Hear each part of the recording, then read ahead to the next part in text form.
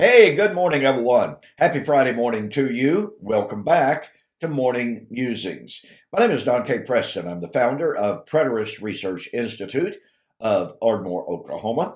And my Friday version of my morning musings I call Responding to the Critics. Now, last week, I produced volume one, video number one, on what about this man of sin guy? Um, you know,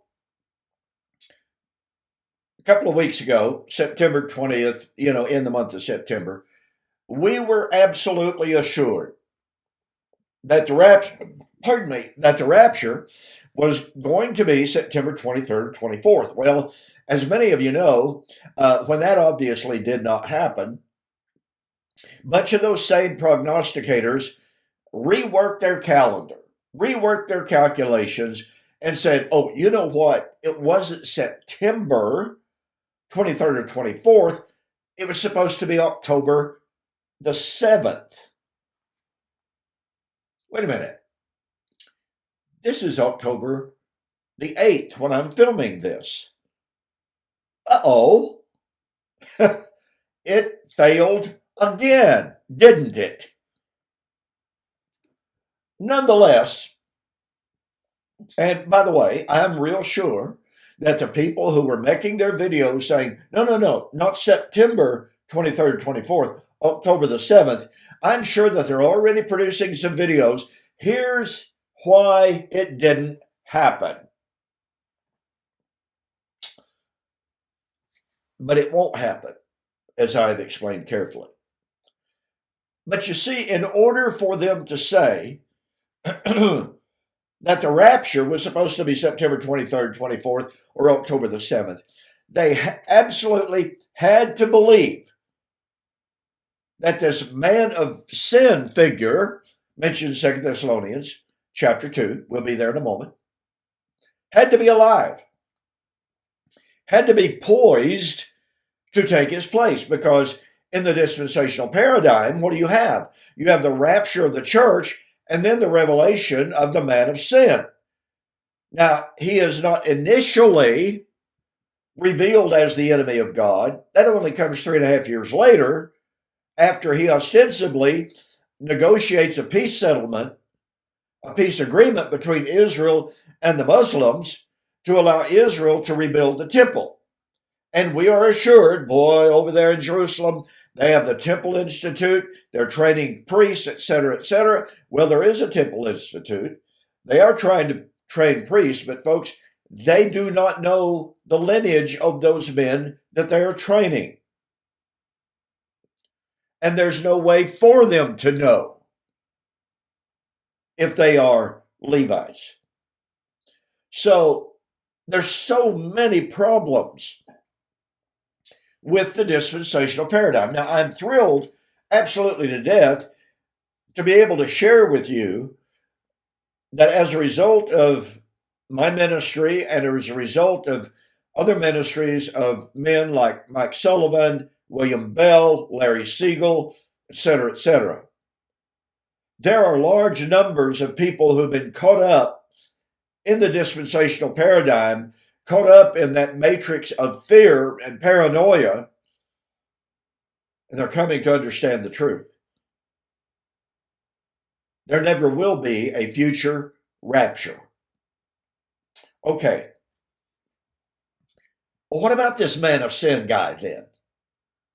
I mean, Paul's discourse here in 2 Thessalonians chapter 2 is really pretty graphic. Yes, it is very graphic. And if we are willing to pay attention, instead of imposing our sensationalistic modern views of the man of sin onto the text, there are so many clues that that man of sin, whoever he was, and I emphasize was, but there are clue after clue after clue in 2 Thessalonians chapter 2 and the rest of the New Testament that proves that the man of sin was alive in the first century and destroyed at the coming of the Lord in the destruction of Jerusalem and the temple in AD 70, which is really highly significant, you see, because the man of sin sits himself in the temple of God. He sits, present tense, in the temple of God, but he would be destroyed by the coming of the Lord in flaming fire. That means he sits in the temple of God, in the temple, and he would be destroyed. Christ came and destroyed the temple in AD 70. Well, who was sitting in the temple? Whose authority was in the temple? Whose authority was manifested from the temple? It was the Jewish high priest. But let's take a look at this a little bit deeper, shall we? But let me just very quickly reiterate that because it's such a dynamic point. The man of sin would sit himself and did sit in the temple of God. And from there, he manifested his power, his authority from the temple. And by the way, it should be obvious from what I've already said that this man of sin is not the Roman Catholic Pope. I once believed that. I once taught that. Boy, it sounds, quote, modern and relevant. It's not. It's not at all. That's not to say that the Roman Catholic Church is scot-free insofar as guilt and sin is concerned. It's just simply to say it's not what is predicted in 2 Thessalonians chapter 2. Okay, remember what I pointed out last week. 2 Thessalonians chapter 2, Paul said, "Brethren, don't let anyone deceive you. Do not soon be shaken in your mind or troubled either by a spirit or by word or by letter, as if from us," now watch this, "that the day of the Lord has already come." Now, boy, this alone, ladies and gentlemen, as I pointed out last week, but I want to drive the point home even clearer today, this destroys the rapture doctrine. This destroys dispensationalism. Well, boy, that's a bold claim there, Mr. Preston. Yes, it is. But if you haven't already, go back and watch my video from last week. Last Friday, my lesson number 1 on the man of sin. Paul says, "Do not let anyone convince you that the day of the Lord." Now, there are a few translations, New King James being one of them, that render it that the day of Christ has already come. Well, the majority of translations render it day of the Lord. Well, why am I emphasizing that? Here's why. In the dispensational world, a sharp distinction is made between the rapture, which is the catching away of the church, the disappearance of the church off of the earth. That's the rapture. And dispensationalism says the rapture is one thing entirely different from, distinct from the day of the Lord. Wait a minute, what's the day of the Lord? In the dispensational doctrine, here's the rapture. Then you have the second coming of Christ. Then, 7 years later, then you have, at the end of the millennium, according to 2 Peter chapter 3, you have the day of the Lord. Did you catch that? In the dispensational paradigm, you have 3 comings of the Lord. You have the rapture, which is silent and invisible, except to Christians, faithful Christians. You have the second coming 7 years later, in which every eye shall see him. And then you have the day of the Lord, 1,000 years approximately later. And yet Paul says, unto those who eagerly look for him, he will appear again the second time. There's no third, there is no fourth. There is no multiple second coming events. There was Christ's incarnation, and there would be his second appearing. And that's it. Now, ask your, with this understanding, with realizing that in the dispensational paradigm, you have rapture, second coming, day of the Lord. Day of the Lord is the consummate, the ultimate consummate coming of the Lord. That's at the time of the destruction of heaven and earth, the destruction right down to the elemental basics, according to 2 Peter chapter 3. Why am I emphasizing this? Because Paul said, brethren, now remember, he's writing to people 2,000 years ago.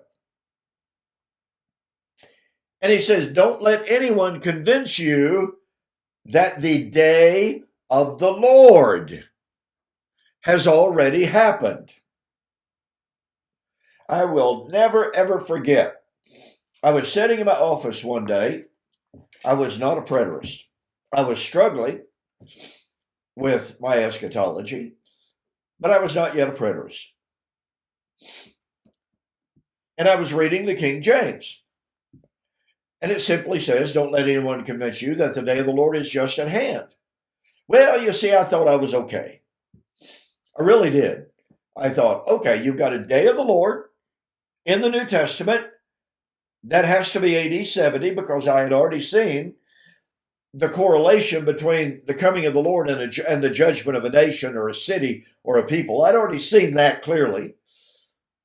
And I saw all of these New Testament comments that the coming of the Lord is drawn near.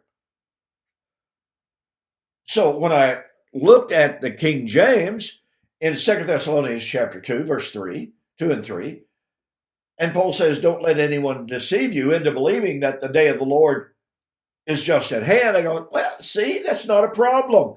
I feel perfectly fine. But I grabbed my Greek text.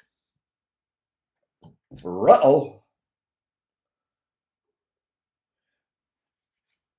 The Greek of 2 Thessalonians chapter 2 is based on the Greek word enistaken. And there's no mistaken. Sorry. Enistaken is in what is known as the perfect tense. The perfect tense means something that was once not near has now arrived and is already here. And I was like, wait, what? So I started grabbing translations off of my shelf. Now, this was before I knew what a computer was, basically. Had no idea of the research capabilities on the internet. Didn't even hardly know what the internet was. But the point of the fact is, and I've got one bookshelf out here. It's got 3 shelves on it, and it's nothing but Bible translations. I didn't have as many then as I do now, but I just started grabbing translations, looking up 2 Thessalonians chapter 2, hoping to verify, don't let anyone deceive you into thinking that the day of the Lord is just at hand or is imminent. And I couldn't find them. What? So I began grabbing the commentaries, especially the critical commentaries, the commentaries by men who are Greek experts, world-renowned Greek experts who know what the Greek means. You know what I found? I found commentaries by men such as F. Bruce, a world-renowned scholar, highly recognized. When it comes to 2 Thessalonians chapter 2, he says, well, there's point number 1. He says, there's no question whatsoever that from a Greek perspective, the translation of don't let anyone deceive you into believing that the day of the Lord has already come, that is without a doubt the proper translation. It's accurate Greek, but no one could believe that the events of 1 Thessalonians chapter 4 had already happened. Therefore, we'll change the meaning. So even though "inestaken" absolutely, positively, correctly means has arrived, has come, is already here, our theology will not allow us to accept that. Therefore, we will actually alter the Greek text. That's what I found time after time after time after time. Folks, that is not being honest with the biblical text. "Inestaken," that is, in the perfect tense, only appears 7 or 8 times in the New Testament. And by the way, I've written a book on this entitled, "How Is This Possible?" It is an in-depth exegesis of 2 Thessalonians chapter 2, in which I ask the question that I asked last week. If the day of the Lord is an earth-burning, time-ending event in which all of the dead who have ever lived, died, and decomposed come out of the grave, in which the cosmos is dissolved and destroyed, how could anybody convince anybody that it had already happened? I think it's pretty safe to say nobody could convince anybody that that kind of an event had already happened. And listen, if that day of the Lord is that kind of an event, earth-burning, time-ending, cosmos-destroying event, why didn't Paul make the argument of saying, guys, look around. Hello, sun, moon, stars, dirt. And yet men such as G.K. Beale say, evidently there were some in the first century who were saying that the day of the Lord was really a spiritual event. Why didn't Paul say differently? He didn't. Listen to me very carefully. The only thing that Paul corrected on the part of those who were saying that the day of the Lord had already come, the only thing that Paul does is corrected their timing and pointing out there are 2 events that had to happen before the day of the Lord, neither one of which had fully happened yet. Doesn't mean they weren't in process, as we shall see. So let's segue into that discussion. Paul says, don't let anyone convince you that the day of the Lord has already come. Now remember, in the dispensational paradigm, you have rapture, second coming, day of the Lord. Day of the Lord is the final deal.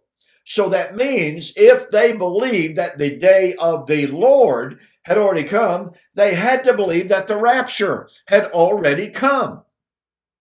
Well, that's a little problematic since Paul is writing to them, which is pretty good evidence that Paul had not been raptured. And he's writing to them, which is pretty good evidence that they had not been raptured. And the church at Thessalonica was still there, which is pretty good evidence that the rapture, the removal of the church in some mysterious, sudden disappearance of the church, had not taken place. Folks, you see the problem here? So, we have a passage here in which Paul is teaching something that absolutely falsifies the rapture doctrine. It falsifies futurism. I mean, here I said, I remember as distinctly as if it were yesterday. I'm sitting at my desk and I read, 2 Thessalonians chapter 2 in the good old King James, and I felt okay. And then I looked at the Greek text and I was like, this is problematic. So again, I looked at all my Bible translations. I found only 2 or 3 at the time.